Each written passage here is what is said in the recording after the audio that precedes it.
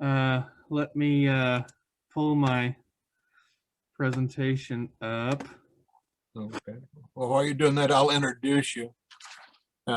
Next presenter is one you've seen on here all day is Erik Messner. He's one of our vice presidents. He's the one that puts all of our programs together, and he's the one that got our program together for tomorrow. So he's going to talk about seasonal colony management. It's a fairly long presentation. So yeah, it's long. What'd you say, Erik? You said, yeah, it's long. Can you guys see that okay? Yep. Still, seasonal colony management. It says 2020. I didn't really update. I updated a few things on this presentation, but turns out keeping bees in 2021 is going to not change much from 2019 or 2020. So hopefully you find everything relevant here.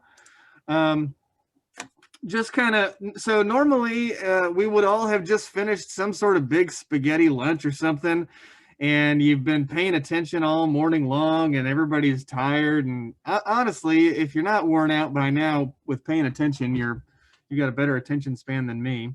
We've had Tom Britz talk about honeybee biology. Robert Hughes has given us some equipment basics. Lenora's talked about smoking and getting into the hive. Stuart Dietz talked to us about acquiring bees. Holy cow. Phil did not do a woodenware demonstration. He did that last year. But, well, that didn't work. Anyways, point is you're tired. I get it.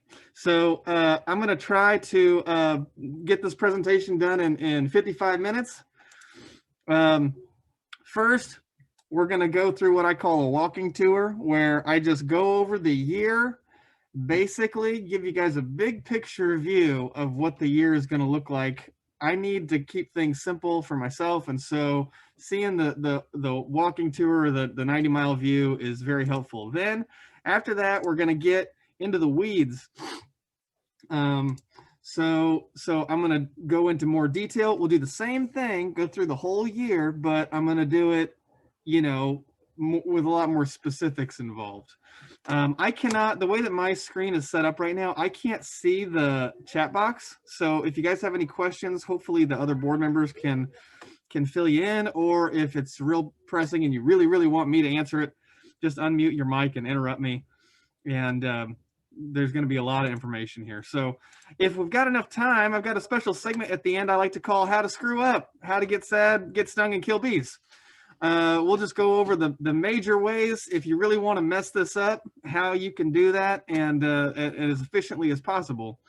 And then I usually have a 15-minute Q&A, but depending on how talky I get, maybe I won't have that. We'll just have to see. So, oh yeah, this is an important disclaimer. So if you haven't figured it out yet, there's about 1,000 different things that can go wrong, and even exponentially more different ways of keeping bees. This lesson is just keep it simple. I'm going over what I'm going over today is probably going to apply to like half of you, or maybe less.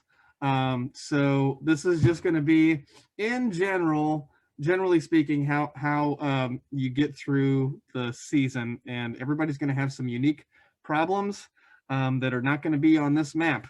So when you do, hopefully you have a mentor or some good internet sleuthing skills. You got somebody you can ask and talk to. So, all right, here we go, walking tour.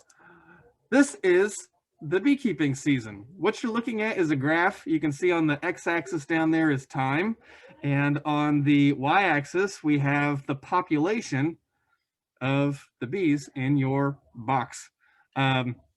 This is from Randy Oliver, and the different colors here are associated with how old are the bees in this particular colony where this data was pulled from. I'm assuming you guys can see my mouse because I saw Tom's mouse when he was talking, but here we come. Right now, we're right here in the middle of February. If you've overwintered your colony, you've got some pretty old bees in there, and the queen is kind of doing a little bit of turnover, but generally speaking, these are winter bees. And going into March and then April, we start to have this big turnover. Actually, this is a little bit off because this is for Manitoba. So if you're in the Kansas City region, we are probably starting to experience our turnover right now and into March. But from about mid-March to April on, we get this big ramp up in the colony population. Do I have other stuff here? Oh yeah, here we go. These are some roles for different times of year. In the spring, your focus is going to be on installing your bees. If you got a package or a nuke, you're going to be inspecting them. You're going to be feeding them, and you may be supering, which is beekeeping lingo for giving them more space, more room to grow. In the summer, you're going to keep on giving them room to grow in the beginning of the summer. After the nectar flow is over, which is in this graph, the stark increase in population is going to be driven by a huge increase in accessibility of pollen and nectar. The bees are going to start being able to find resources, and they're going to start producing a ton of bees so that they can collect as many resources as possible. The colony is going to grow rapidly, and then they're going to collect as much nectar as they can. They're going to convert it into honey, and then you're going to steal it. That's the harvesting part here. Some of it, not all of it. And then at the end of the summer, we're going to be talking about treatment options and making sure that they're healthy, treating them for varroa mites. In the fall, you're wrapping up treating. You're feeding for winter if your hives are light, or if they didn't collect enough resources through the spring and summer. And you're going to be reducing. You're going to be, there's, as you can see here in this graph, the population drops again pretty starkly. And when it does, you want to condense the space. You don't want a bunch of free space in the colony, because too much space, well, we'll get into that later, but you don't want that. So in the fall, you're tightening them up and you're taking off the extra space. In the winter, beekeepers don't really have a lot to do, but we're going to be maintaining our equipment. Sometimes you can go out there. There's usually an option to check on your bees randomly.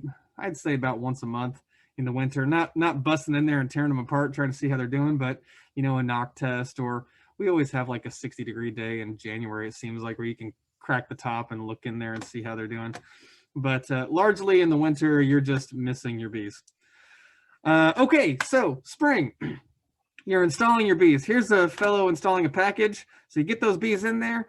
Right after you get them in there, well, Stuart told us you want to wait a little while, but after you're ready for your first inspection, you're inspecting your hives, and these are the things you're looking for. You want to make sure there's eggs in there, because that means there's a queen and she's laying good and she's healthy.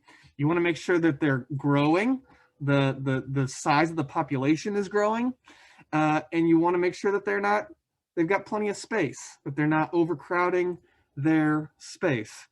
There's your eggs. Bingo, that's what they look like. They kind of look like little hair follicles sticking up off of the bottom of they're hard to see at first, but once you get good at it, it's not so bad. This is a photo that I'm using to illustrate growth. So here's, you can see those bees are on 1, 2, 3, 4, 5 frames. This might be like, I might think of this as 4 frames of bees in terms of the population size.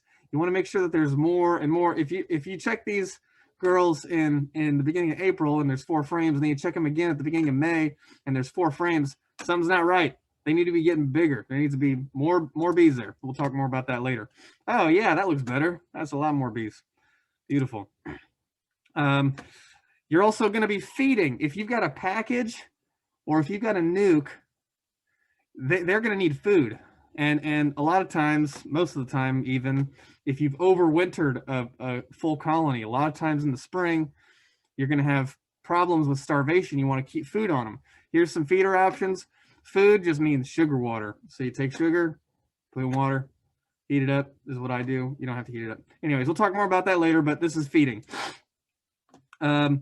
Spring, you also start supering your hive. Again, supering is just giving them more space. You got these boxes, stick them on there.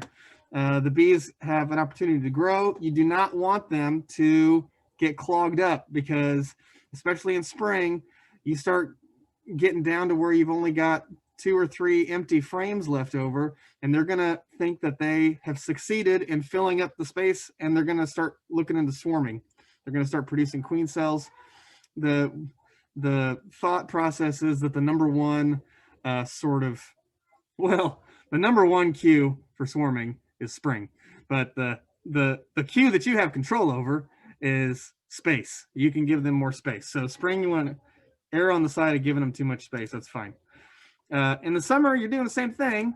After they fill up those supers with honey, you got to remove the super somehow. There's a bunch of different ways of doing it. We'll talk about those. Once you get those supers off of there, you want to get the honey out of them. You can cut and crush. That's what this fellow's doing here. He's just scraping all the honey and wax off of his frames. He's got plastic foundation on his frames here. He's just using a spatula to scrape all that stuff into a 5-gallon bucket with a paint strainer on it. And this is sort of the cheapest sort of hillbilly way of doing it. I've definitely done it that way, and it's very effective, and there's some benefits to it. This is the way most, all the big guys do it, extractors. And the extractor uses centripetal force to draw the honey out from the frames. You got to filter it somehow, and then you got to bottle it. Janice and Tom have a recorded presentation that we're going to watch later on that's going to go into much more detail about this extraction process. Oh boy, enjoy. Look at that guy. His eyes are watering. Yeah. In late summer, you're going to check for your mites. Look at all those mites. Each one of those little dots is a mite. They're like the size of a period at the end of a sentence on a book. 1, 2, 3. There's way too many mites in this picture. But you're going to sample your colonies. I used to sample every colony. We can argue about that. I don't know if that's necessary anymore. I didn't do that last year. But you want to check for mites, and then you want to treat to, this is the main reason why you would do your checks, is you do your checks so that then after you treat, you know whether your treatment was effective or not. But point is bees get mites. Mites are the number one killer. And Kyle's going to go into much more detail about the different pests and so forth after this. But I'm talking about what you do through the year. Check for mites after you pull your honey supers usually. Then you do your treatments. You can treat all year long depending on the different types of treatments that there are available, what you're going to use. But I've got a list of just a few. These are just a few treatment options for mites. Oh, look, I think that might be me treating with a dribble method. But anywho, you're going to start treating for mites. And in the fall, you might do it again, depending on the efficacy of your initial treatment. You can feed in the fall as well to try to get your bees up to winter weight. I've got here that the target weight is 100 pounds. There's a lot to argue about there, whether it's 100 pounds or 120 or 80. But this is what I use to target weight, is 100 pounds for the colony. And that works out to about 1 deep, 10 frame deep box full of honey and bees. That you want them to have as much resources as possible, because they are going to eat that honey as energy to stay warm and get through the winter. Then you're going to be reducing your space. This is a great image here. So yeah, this is like a cross section of a colony, and you can see with these little H's how much honey this beekeeper is looking to have, and where the circle represents where the colony starts out in the fall. You kind of want the colony to start out low. You want them to have not a lot of space. You want to have them have enough space to survive, but you don't want a lot of empty space. See, this is all filled up with honey, so these are all resources they can utilize, and then they reduce the entrance. In the winter, building your equipment. This is a photo I took with a FLIR camera. Usually they don't look this good, but catching up on your reading. Oh yeah, that's winter. Okay, great. So that's our walkthrough. That took about 10 minutes. I think we did a good job with time there. So this is a joke meant to get you thinking about how not every single thing you see on the internet you can trust. I don't know if you've figured that out yet or not. Hopefully you have. But there's a lot of information on the internet about keeping bees, and a lot of it is brilliant, and most of what I've learned, a lot of the great things I've learned are on the internet, but there's a lot of junk too. And if you haven't been keeping bees a long time, it's hard to know the difference between the good stuff and the junk. So just something to think about. Okay, walking tour complete. All right, let's do that all over again, but I'm gonna dig in deeper this time, more detail. So, oh, let's look at that. It's my little boy. He's 6 now, so he doesn't look like that anymore. Just trying to break up your visual so that I can keep your attention. Okay, spring, installing your bees. I'm gonna jump over this because Stuart gave us a great demonstration and talked a lot about the installation process. But that's, if you don't have any bees right now, of course, this is how your beekeeping season is gonna start. You're gonna get a phone call from your supplier. He's gonna say, oh, looks like next week they're gonna be ready. So you should be ready to pick them up within a week window. You're going to pick them up, put them in, leave them alone for about a week. And even with the nuke, you want to just sort of let them be like Stuart was talking about. Once you are ready to do your first inspection, these are the things that you're going to be looking for. Do they have enough food? This is that Boardman feeder that Robert Hughes was talking about. It's a jar that sits on the outside of the colony. The best thing about this feeder option is that you can stand in your house where you're warm and look outside your window and see how much sugar is left. The bad thing about this is, as Robert was saying, they will suck this down so fast that by the time you get inside, it might be empty already. Now, that's an exaggeration, but the point is you're going to be refilling this thing constantly. So that's the downside. There's trade-offs for all of these things, but you want to know, do they have enough food? That's number one question when you get into your hive. Number two, do they have enough space? They're supposed to be growing. If they're growing, once you get in there, you're going to look and see, this colony right here, if I see this in the spring, the first thing I'm going to do is check for swarm cells and make sure they're not about to swarm. And then I'm going to put another box on there so that they have enough space, if this is the first thing that I see. Because look, these bees are on almost every frame. The last frame is empty and they might have already started the swarming process. So that's the second thing you're looking for when you're doing your inspections, that they have enough space as they're growing through the spring. Are they going to swarm? Hey, there you go. This is a picture. This is from a tip-up inspection where what you do is you take all the boxes off except for the bottom box, and then you just tip it up and you look at the underside. Now, it's difficult for your brand new beekeeper eyeballs to tell what's going on here, but see this cell right here sticking out? This cell is a drone cell. There are little baby boy bees in there that are about to hatch. That is not a swarm cell. The drone cells point horizontally. They point side to side. This cell right here and this cell and this cell, these are swarm cells. They point downward. And this one's not capped yet. I don't see any capped swarm cells here, but there's 1, 2, 3, 4, 5, 6, 7. There's a whole bunch of swarm cells here. That means that this colony has already started the procedure of inducing a swarm, and it's very difficult to get them to go the other way if they've already gotten to this point. So you want to give them enough space that hopefully they're not doing this or thinking about this. This is one of the next things that you're looking for.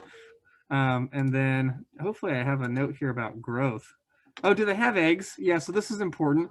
When you do your inspection in the spring, you're going to look for eggs because it's hard to find the queen, especially for your new beekeeper eyes. And if you see eggs like this, these eggs cannot be more than 3 days old because on the 3rd day they hatch. And so if you see eggs like this, that means that the queen was there at least 3 days ago. And that's a good sign. That means that your queen is healthy and laying up good. You also want to, check the brood pattern. I don't have on here that you're looking for growth, but you are looking for growth. You want to make sure that the colony population is continuing to grow relative to the last time that you checked. But see, this is an example of an irregular brood pattern. Now you got this sort of sense that this is an oval. This is the shape of the nest. All of these cells that look brown, those are all capped brood cells. And what the queen does is she'll kind of generally start in one area, usually near the center, and she'll start laying, and she'll kind of lay in like a spiral pattern.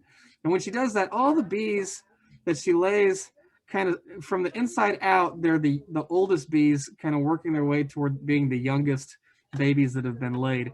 So if you see this scatter shot pattern here, that means she laid like that, but a lot of these cells either the babies were sick or dead or got eaten out or infested with mites, or they died in the process of pupating. And so this is a sign that of an unhealthy colony. You want to see a big, beautiful blanket of brown cells, or maybe like the center is capped and then the outside edges are open because they're still, but you don't want to see the scattershot stuff. This is a bad sign. This is when you call your mentor when you see this.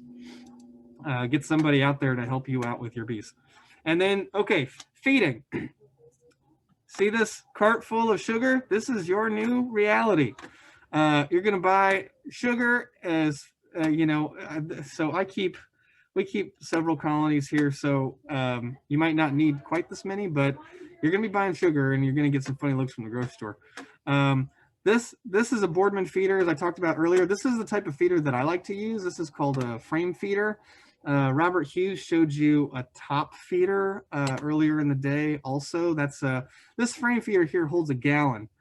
The top feeder holds 2 gallons. I can't remember how many gallons the top feeder holds, but you can put more is the point. And each of them have their own benefits. I like to use this one because then I can just sort of set it and forget it. But the top feeder has its benefits too, especially when you're growing your hive and you're trying to get them to be as big as possible, as fast as possible. Sugar water, this is just regular cane sugar, 1-to-1 sugar to water by weight. 1 gallon of water to 8 pounds of sugar typically, and as much as they will take. If it's empty, put more in there and just keep on going. Once the nectar flow really hits, you want to stop feeding. But in the spring especially, we've got these like hot days, cold days. Sometimes something comes into bloom and there's a ton of nectar and then there's nothing. And during that time, it's very spotty, and it's in the spring especially, it's highly possible for bees to starve out because their population is growing so fast. They need a constant supply of food, and the nectar supply in nature is not constant. And so this is a way to ensure our colonies against that. Okay, monitoring for growth. So this is kind of photos of colonies as they are growing. Here on the left, I'm calling this 5 frame strength. I kind of want to look down in there to see, maybe it's 4 strong, but the old timers and commercial beekeepers will usually talk about colony population in terms of how many frames the bees are on. So here I've got 1, 2, 3, 4, 5, maybe 6 empty frames here, and 4 or 5 frames with bees. So one might say this is a 5 frame colony. Next week, there should be a few more. If you go check in another week, there should be more. And the growth is exponential. So in the springtime, so it takes a long time to get from 5 to 6, but it takes no time at all to get from 10 to 20. Here is a colony that I'm going to look at this one. If I crack it open in the springtime, I'm going to see, oh, shoot, this is a very strong colony. I'm going to be supering this colony here in the springtime to make sure they have enough space. This is like, I feel like I've already lost. If I open up, if I pull the top cover off and I see this in the spring, I know that by spring, I mean like April, early May, this colony is about to swarm, most likely. So that's enough. That's enough bees. Oh, yeah. So this is a fun guessing game. How many bees are on a frame? If you sat down here and were crazy enough to take the time to count every single one of those bees, it would give you a sense for how many bees are on a frame. This is a deep frame. Of course, there's different sizes of frames that hold different numbers of bees. Well, guess who counted the bees on that frame? Yours truly. I broke them up into colors. The colors don't mean anything. It's just when I got to 100, I changed colors. So the number of bees that you see on this frame right here, 1, 2, 3, 4, that's 400 bees. I don't know what you guessed, but the answer is 400. So how much brood? Now this is that kind of brood pattern I was telling you about. See, these bees are standing on these cells. The cells are capped. And this pattern looks a lot better than that last image I showed you where the caps are I mean, they're everywhere. There's some patchiness here. It's never going to be perfect, but generally speaking, I would feel pretty good about this frame of bees if I open it up. If you counted every single one of those, how many do you think there would be? If there's 400 bees on this frame, how many of those cells are there?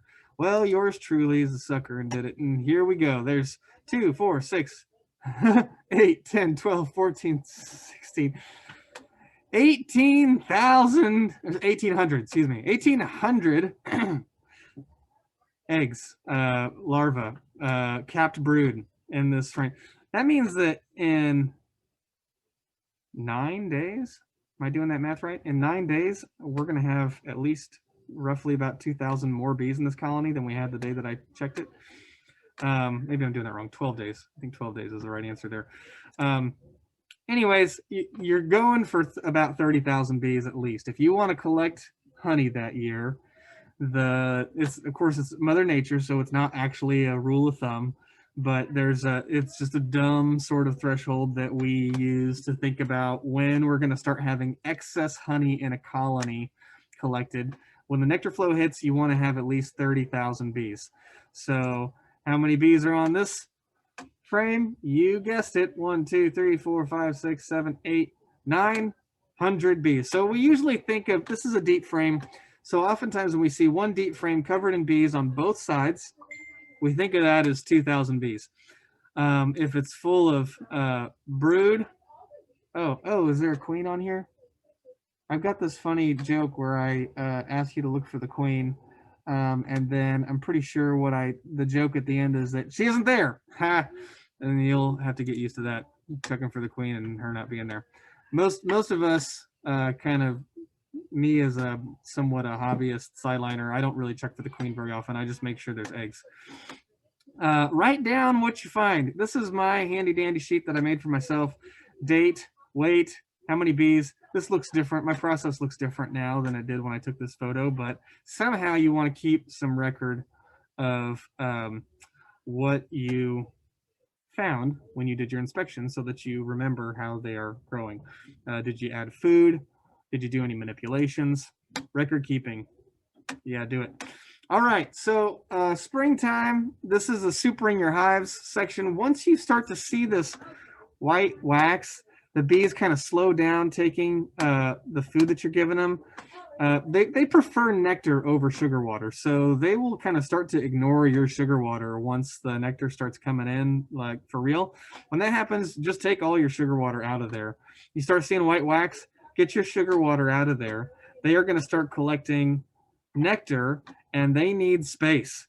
In the spring, late spring, for me, it's around May, beginning of May, I am adding boxes. And now you want to be liberal about adding your boxes, especially if you don't get to check your bees very often. You want to make sure that they've got plenty of space to grow because they will grow fast.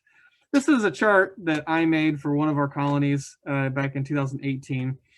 The gray is the population of walking bees. The orange is the population of capped brood, and the blue is the population of eggs over time. This yellow line is the weight of the colony. Each time you see a little blurb up like that, I fed them. So here I am feeding in March. I fed again in April. Sometimes I feed more frequently than that. And then look here, I knew what was coming. So this weight increase here is me adding supers. So I was adding boxes because I knew they were going to start gaining weight, and then boom, their weight goes up, sort of a little bit offset from the population, just what you would expect. And so this is, again, just trying to illustrate the growth of the hive, the colony over time. You're supering to add space so that they got plenty of room to be bees. This is from the hive and the honeybee. The beekeeper should be liberal with supers early in the season and frugal when it's late. But how does a new beekeeper know when it's late in the season? So my answer is it's best to keep supers coming and just sacrifice the hoarding efficiency until you know what's normal. But do check your colonies often. Once the bees, so this is something that I don't think I have in here, but I'll just tell you that once for me, once the bees start gaining weight and you see that white wax, I kind of hang back on checking the population size, and I focus on making sure that there's just space to store honey. If there are only 4 empty frames on the top box, when I open up the colony and check, I will just go ahead and add another super, and sometimes I'll add 2 supers at a time. Better to do that than to risk your bees overcrowding and potentially swarming. So the population growth focus kind of shifts for me right around May. I'm thinking about just making sure they have enough space to store honey. I'm definitely not feeding after May 1st, usually, if the colony has reached 30,000 bees, which in my little demonstration I showed you was 30,000 bees would be 15 frames. Once they're on 15 frames, I would kind of stop feeding if I felt like it was early May and there was food available. They were heavy enough. Okay, after the nectar flow, which for me usually ends at the end of June, but it's going to be highly dependent on what resources you got available, where you're located around town, will give you different numbers. You need to get those supers with honey. If you've got extra honey supers, you need to get them off.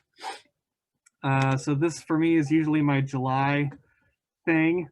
Around July, I am. This is called a bee escape board. You can. There's all sorts of fun ways to spend money in beekeeping, and with this bee escape board, you would buy that board. You put it on below the supers, but above the deeps or above the colony, like the actual nest, and it's a one-way thing. So the bees come down to the nest, they can't go back up, and so after a day or two, it empties the upper supers if they can't get in there. Here's a different method. We know plenty of beekeepers who use a blower and just blow the bees off of the hive. Seems a little brutal, but I have done it myself many times, and the bees seem a little fussy, but they make it through. What is this? Oh yeah, this is a shoot, the name escapes me, but this is our primary way of getting bees off these days, and it is a fume board. Thank you. So you spray down, as Robert Hughes was telling us earlier, you spray down some really nasty smelling stuff on here, and they make different products that you can spray that the bees find offensive. You put this on the top of the colony and it drives them down. And then those supers end up empty and you pop them all off. It takes about 5-10 minutes to clear a hive with this method.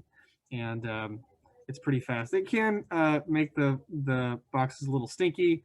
And so you want to air the boxes out for a bit after you use this method, but it's not so bad. Oh yeah, and this is brushing the bees off. If you've got some frames that you want to harvest, but maybe you're not going to harvest a whole super, this is one method. This is what we started with. I think a lot of beginner beekeepers use this method because you don't have like whole boxes to harvest, or you just maybe you don't have any of this fancy equipment, so you just brush the bees off and run away. This is another way to get the bees off the. You need to get the bees off the super. You don't want to pick that super up and bring it inside with bees on it. So that's the point of that slide. Harvesting. Once again, this is the cut and crush method. Here, as I said before, 5-gallon bucket with a paint strainer in it. This is the quickest and easiest way of doing it. I like this way because if you're going to harvest the wax, you get the most wax out of this method because you get all the comb. The downside to cut and crush is that if you want to have the bees grow faster and store honey faster, if you get the honey out, leave the comb in, then you can save that for next year, and then you can put fully drawn frames of empty comb on the colony. They don't have to build the honeycomb to store honey. They can just start storing honey right away. And so that's why the big commercial guys don't use this method, is because it's much faster for the bees to build up, and they collect more honey if they don't have to build all that wax. But if you're a small-time beekeeper, hobbyist, or whatever, this is a good, cheap way of getting that honey out of there. And then bottling. Once again, the extractor option. Thank you, physics, for giving us. This is a radial extractor. This thing spins. and you can see the motor up here, and the honey gets drawn out. It hits the inside of the wall of that honey tank and runs down to a honey gate that you open up and the honey comes out. Okay, everybody who's still with me, if I could see your faces, I'm assuming I would see some drooping eyelids and bobbing heads trying to stay awake. But just want to make sure that we're still on. There's a joke for you. Okay, after extraction, check for mites. This is a handy dandy tool also provided by Randy Oliver. Thank you, Randy. That allows you to model the mite population. We're talking about varroa mites now, which is if you're in the area, like 9 times out of 10, you've got a pest, this is going to be your problem. Small hive beetles are also a problem. Wax moths are also a problem, but varroa mite, if you manage varroa mite and you keep strong, healthy colonies, it goes a long way with those other problems. So here's the way the mite population works, and I've got this here to demonstrate for you. If you've got a nuke or a package, oftentimes the way the colony sickness development develops. So this blue line is how many probably mites you see in an alcohol wash. And the red line here is how many total mites are probably in there. So if you do an alcohol wash to check for your mite population, say in July, so let's say you get your colony here in March or April, they're booming. They've got very few mites on them, especially if you're bringing in a package. If you do a mite wash in July, maybe you see 3 mites per 100 in an alcohol wash, in an alcohol wash. The population's actually much larger, right, than 3. You didn't get the only 3 that were in there. And that population is continuing to spike. This is if you don't do any treatments, which you can see in what you might expect in the first year. At the end of the year in wintertime, you might go in with about 1,000 mites to winter. If those mites die off in the winter and go down to 250 mites to start with, now you're starting with way more than you started with the year before. And then this is like a classic tale from a beekeeper who does not treat their colonies at all the second year. The first year, their colony makes it through. Everything looks good. Hey, man, turns out we're pretty good at this beekeeping thing. Unbeknownst to them, the population of varroa mites is actually pretty high the following year, and the population skyrockets because, if you start out with double, the exponential problem gets really bad, and then your colony will crash. There's supposed to be a C there. It doesn't mean rash. That's not a word that applies to beekeeping. The colony will crash with too many varroa mites. Not good.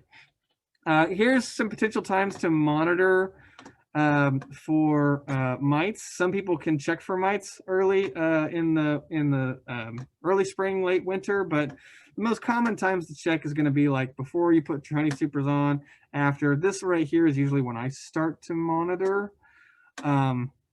But here's just sort of a graph through the year when you might consider checking for mites and treating for mites. How to do a check for mites. This is again all from Randy Oliver. I'm a big fan of his, and he's extremely descriptive. And you can find more information on scientificbeekeeping.com, I believe is his website. .org? Can't remember, but that's where I got this information from. Shake those bees into a bin. The flyers will fly away, and the nurses and so forth won't be able to fly, and they'll end up stuck in the bin. Get you a scoop. Half a cup of bees is about 300 bees. And then I use the Varroa Easy Check to check for mites. You put alcohol in there, kills the bees real fast. If you hit pause here, you're raising your hand, you say, Eric, wait a minute.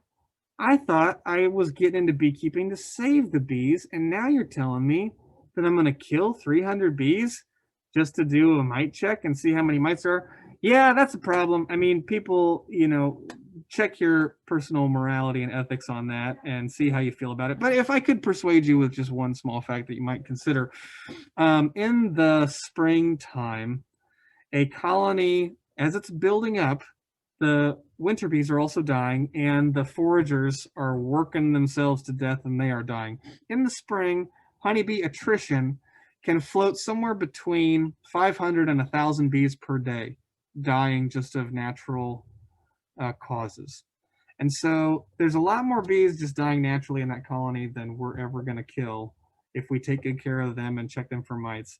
The alcohol wash method is, I think, universally agreed on as being the most accurate way to check for mites, but you can do a sugar roll, not quite as accurate, but instead of killing your bees, you just beat the heck out of them, and then they clean themselves off, and ideally they survive it. So check, like I said, check your own animal morality. But with a mite wash, you should never see, I've got in here more than 6 mites and a half a cup of bees. 6 mites and half a cup is 300 bees, and 6 mites comes out to 2 mites per 100. I'm doing that math right. And once you get to 3, that's, there's a lot of argumentation about what the right threshold is. Some beekeepers will treat as soon as they see 1 mite in an alcohol wash. Some will wait until they see 9 or more mites in an alcohol wash. But this is from Randy Oliver, so this is his perspective. Look at all those mites. Each of those little dots, 1, 2, 3, 4. Oh my gosh, so many mites. He's going to be treating right after this, I'm sure. Here's all the different treatment options when you're talking about treatment. These are different chemicals. Each of them has their own benefits and costs in terms of how hard they are on the bees, and in terms of when you do the treatment. Some treatment you can treat when the honey supers are on. Some treatments you cannot. Most you cannot. So this is just an example of what you can, when and what you can treat with across the year, and with different temperatures, because the outdoor air temperature is too hot or too cold. There's a lot of treatments that you can't use because it's too hard on the bees. Okay, let's assume that we've got our treatments on. We did a mite check. We had too many. We did our treatment, checked for mites again, and there weren't too many. There was 1 or 2 mites in the wash, and so that's good. Our treatment was effective. Bees are going to be going into winter healthy. Now we're into fall. Our big question is, are they heavy enough? Do they have enough food resources to survive the winter? And again, the threshold's about 100 pounds, give or take. That's a dumb number. Some people like to use more, some like to use yet less. I sort of start with my target at around 100. If my colony is less than 100 pounds, I will start to feed them to get them up to weight. In the fall, a lot of beekeepers use 2-to-1 sugar to water syrup in their feeders. More sugar to give them more resources, and the thought process there is also that you're not going to stimulate. If you give them sugar water that's really light, it might stimulate them to produce a lot more brood. Maybe you don't want to do that. Later on in the season, you don't want to put moisture in the hive anymore later in the fall.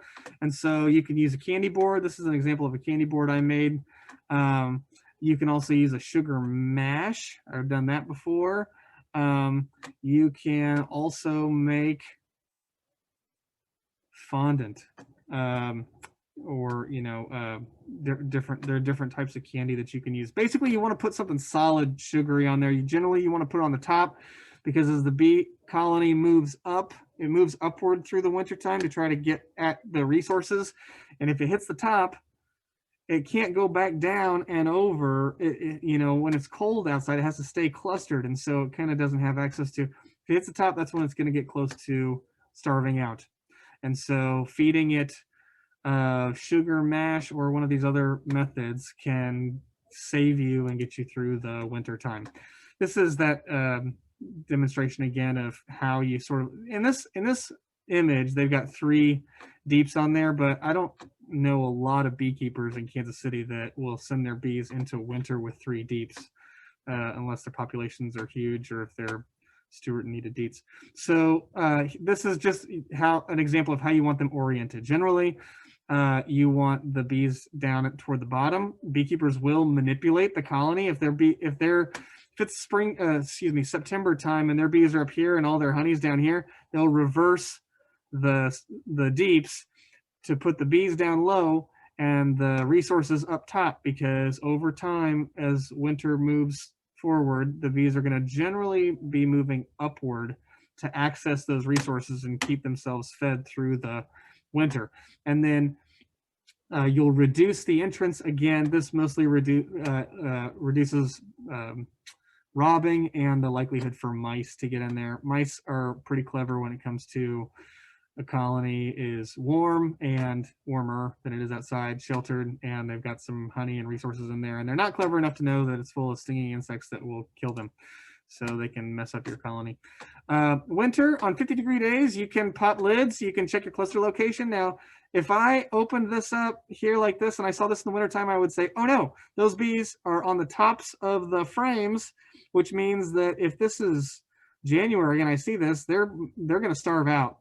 So here's what I've done is I've put this candy board on top, and the bees hit the candy board, and this colony survived. They can access the cluster is in contact with the candy board. They can access those resources. They can eat that sugar and survive. So you also want to check for entrance obstructions. Sometimes stuff gets clogged up in here, something the bees can't get out, and it's really sad to kill your bees because they couldn't leave the hive because of something that happened in the wintertime.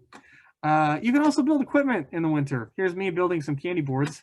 You get sort of itching to see your bees and there's nothing you can do about it. You can use that energy to build more equipment, paint boxes, maintain stuff. You can catch up on your reading, and watch YouTube videos. Okay, wow, we went a long ways. So I'm looking at the clock and I see it looks to me like I've been going for about 50 minutes now. I'm gonna do a real quick how to kill bees, and then we can look at questions. Number one way to kill bees in Kansas City and most places in the United States: do not treat for varroa mites. If you don't do anything, now there's a lot of beekeepers that will argue about this. There are some treatment-free beekeepers that are part of the club. They are really good beekeepers. They can get their bees to survive without treatments, but that is not you and that is not me. And in my personal view, I would like to encourage you first to start with assuming you are going to be treating your bees, and someday maybe you can aspire to treatment-free, but this is something that's there's still a lot of argumentation going on right now in the beekeeping community and online and in magazines and so forth about treatment or not. I am telling you, just go ahead and treat. If you don't treat at the level of beekeeping that you're at right now, being a beginner, you're very much more likely to lose your bees. So number one. Number two, do not feed them in the fall or winter. If they go into winter with not enough food, which is super common, they're going to starve out. Even if they've got enough food, if it's not oriented in the right locations, they can starve out. Or if we have a super, super hard winter, they can consume their resources too fast. Or if there's the colonies going into winter too large, which you don't really have a lot of control over. Just feed your bees in the fall. This is my advice to you. You want to have the right population. This is number 3, ways to kill your bees. You want an appropriate population going into winter. About 20,000 bees, which comes out to about 10 frames of bees if you're on deep frames. So there's some evidence that even if you go in with 10,000 or 5,000 bees, if they've got enough resources, the queen can lay. This is a graph from Randy Oliver that's demonstrating that if you go in with too many, they kind of work their way down. If you go in with not nearly enough, they kind of work their way up. But if you go in with not enough, you do end up with more losses. So the colony needs to be big enough that they can keep warm through the wintertime. Doesn't matter how many resources they have. If they're not big enough to keep that queen warm all winter long, they're gonna be in trouble. Number 4 and 5, don't control your small hive beetles. Okay, we didn't talk about this very much, but when I was talking about the space, having too much space, you know, in the springtime, you want to give them as much space to grow as possible. You can err on the side of being too liberal with the space. But once the nectar flow is basically over, you want to get them on less space because the more space they have to manage relative to the size. Okay, this is important, so I'm going to say this slow.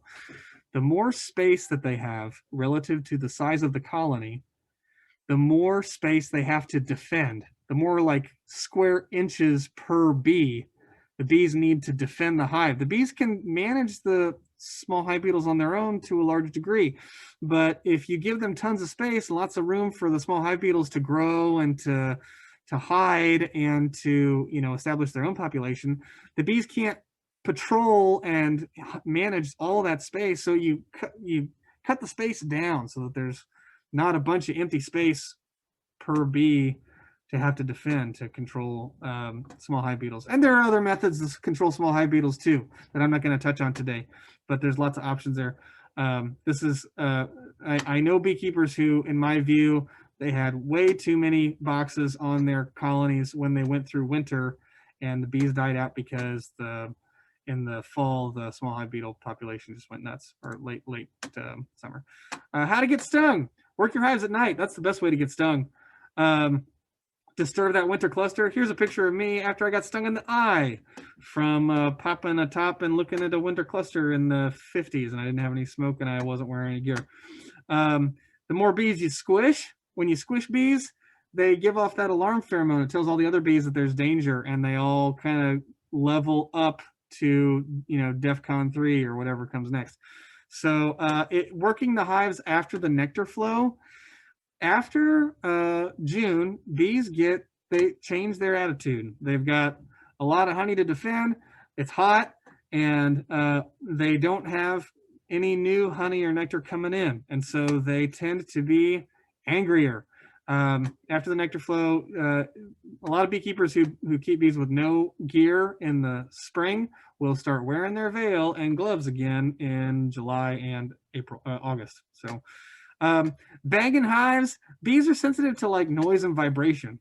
And so if you get in there and you start making a bunch of banging sounds and popping tops and dropping things and getting just general vibration type stuff, that they have been trained by nature to think that they are being attacked, that a bear's on its way to try to bust up their situation. And so they will start to get more aggressive from that.